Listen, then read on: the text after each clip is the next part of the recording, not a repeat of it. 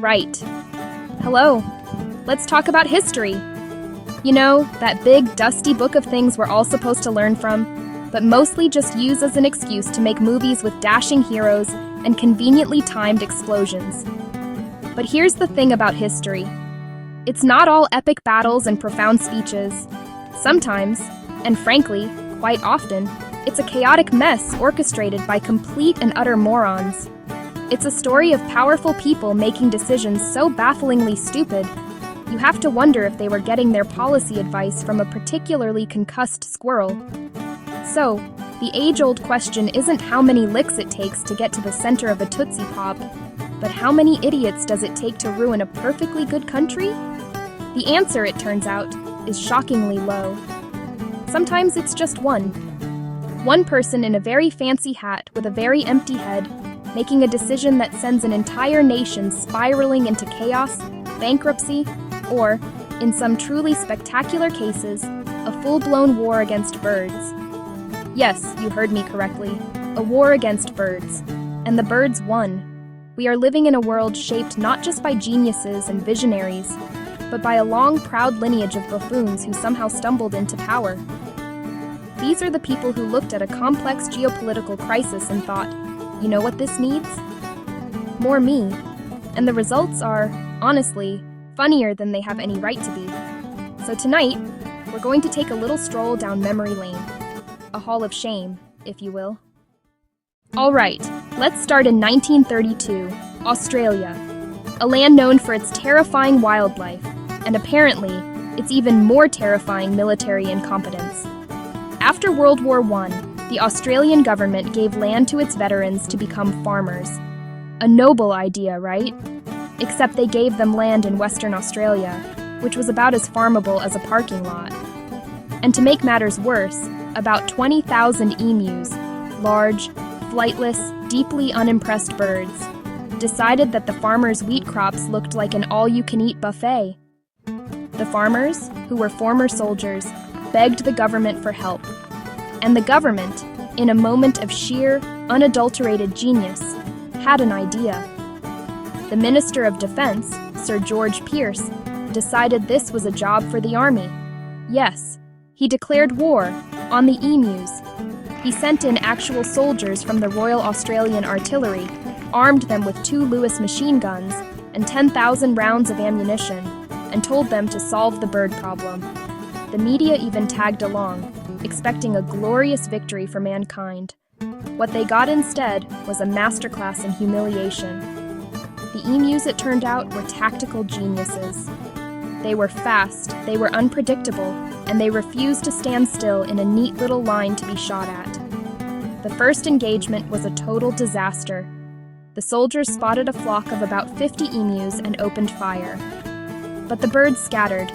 They ran in all directions, making them impossible targets. After firing hundreds of rounds, the official casualty report was maybe a dozen birds. Now, let's travel back to ancient Rome, a civilization that gave us aqueducts, concrete, and the idea that having a sociopathic teenager as your all-powerful emperor is a perfectly sustainable form of government. Meet Caligula. His name has become shorthand for tyrannical lunatic, and for very good reason. He reportedly engaged in conversations with the moon. He declared himself a living god. He executed people for not cheering loudly enough. But his most famous act involved his favorite horse, Incitatus, which by the way means swift or at full gallop. Incitatus wasn't just any horse. Marble stable, an ivory manger, a collar studded with precious jewels. He was fed oats mixed with gold flakes. Caligula even threw dinner parties in the horse's name. Human senators were forced to attend. He announced his intention to make his horse a consul.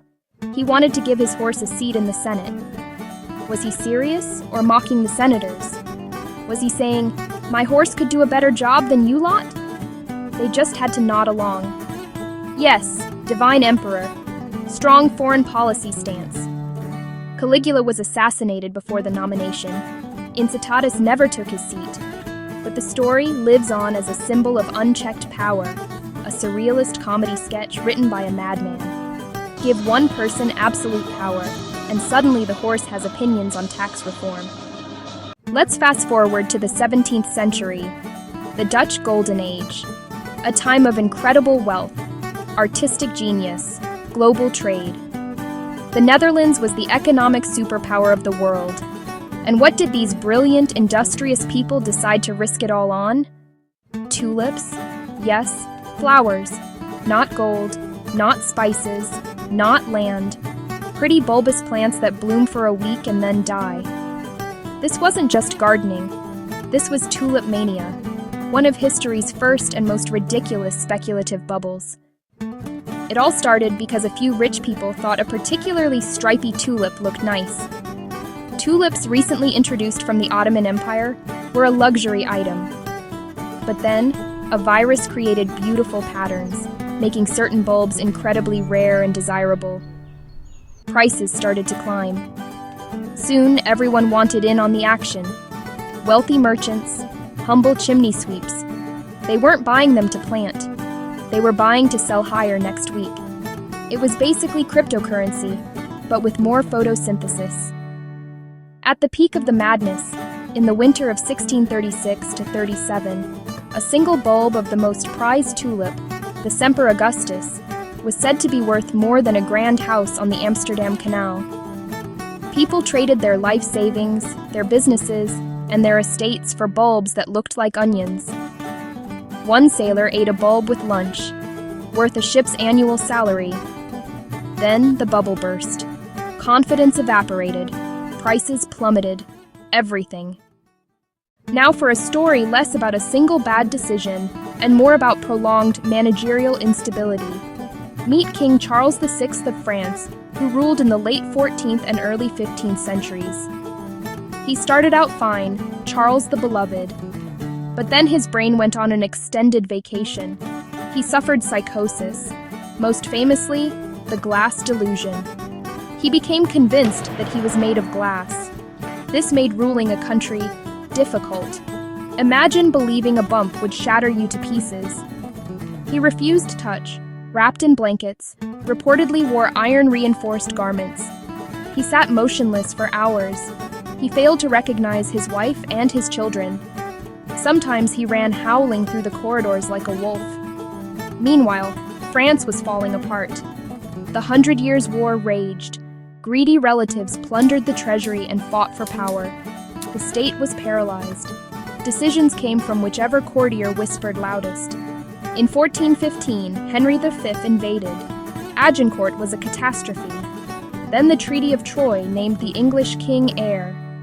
A national humiliation, because the ruler wasn't structurally sound. Lest you think this is confined to the distant past, United States, 1990. The leader of the free world, President George H.W. Bush, made a stand. Not against a dictator or a crisis, but against a vegetable, specifically broccoli. I do not like broccoli, and I haven't liked it since I was a little kid, and I'm president, and I'm not going to eat any more broccoli. He banned broccoli from Air Force One and the White House. Farmers sent over 10 tons to protest, held a press conference munching raw florets, media frenzy, a perfect storm of silliness. Amid global upheaval, the broccoli war made the administration look a bit childish. Barbara Bush smoothed things over, but the image stuck. A masterclass in poor messaging, immense power, applied to something utterly pointless.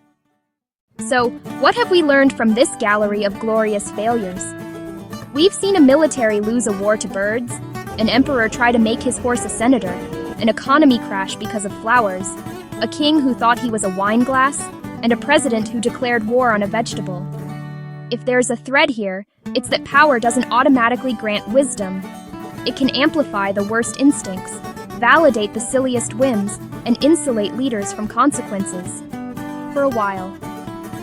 These stories are funny, yes, but there's an important lesson. History isn't just dates and battles, it's case studies in human behavior.